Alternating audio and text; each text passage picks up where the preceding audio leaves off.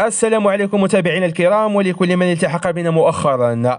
اذا المملكه المغربيه كتوجه رسميا صدمه قويه بزاف تجاه نظام الكابرانات والنظام الجزائري الفاسد ككل. المغرب هو اللي غادي ينظم مسابقه نهائيات كاس افريقيا العام 2025 عوض الجزائر. وفي تفاصيل الخبر كشفت وكاله انباء الشرق الاوسط بان المملكه المغربيه كتمتلك الملف الابرز من بين جميع الدول الخمس المرشحه لتنظيم مسابقه كاس افريقيا لكره القدم اللي غادي تكون مقامه في العام 2025 بفضل الثقه الكبيره اللي كيحظى بها المغرب لدى مسؤولي الاتحاد الافريقي لكره القدم الكاف، لا سيما لدى الرئيس ديالها الاول اللي هو باتريس موتسيبي، بسبب القدره ديال المملكه المغربيه على تنظيم جميع المسابقات بافضل صوره ممكنه. هذا وكشفت الوكاله المذكوره مسبقا في تقرير عاجل حامل عنوان الكاف تعلن مستضيف افريقيا العام 2025 والمغرب من ابرز المرشحين. قالت بان خبره المملكه المغربيه الواسعه في استضافه مجموعه من الاحداث والمسابقات الرياضيه، لا سيما مسابقه كره القدم سواء القاريه وكذلك العالميه، هي اللي كتوضع المملكه المغربيه في مقدمه ابرز الدول المرشحه للظفر بتنظيم هذه المسابقه الاعلى افريقيا. كان هذا هو الخبر ديال اليوم، كنتمنى انكم تشاركونا رايكم في التعليقات، والسلام عليكم الى فيديو جديد.